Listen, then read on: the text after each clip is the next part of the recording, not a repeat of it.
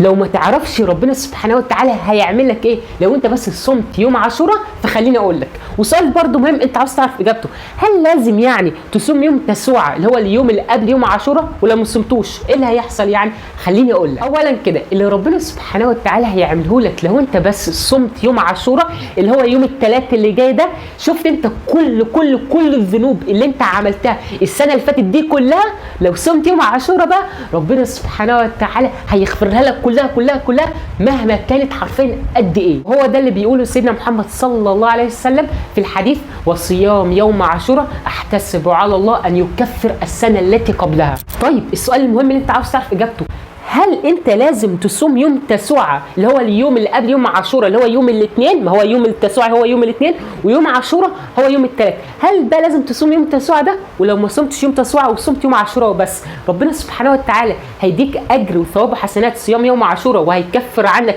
كل ذنوبك اللي انت عملتها السنه اللي فاتت، ولا لا؟ خليني اقول لك. بص، سيدنا محمد صلى الله عليه وسلم صام يوم عاشوراء وقال لو انا عشت السنه اللي جايه هصوم يوم تسوعة ويوم عاشوراء.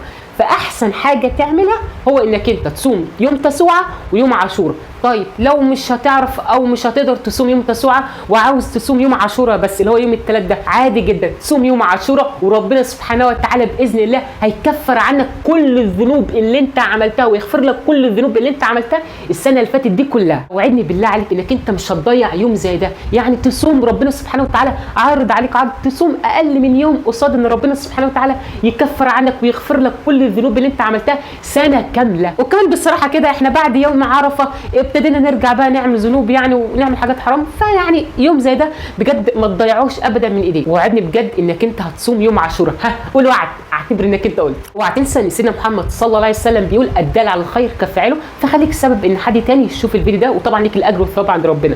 واخر حاجه طبعا زي ما انت عارف انا عموره اللايف كوتش بتاعك.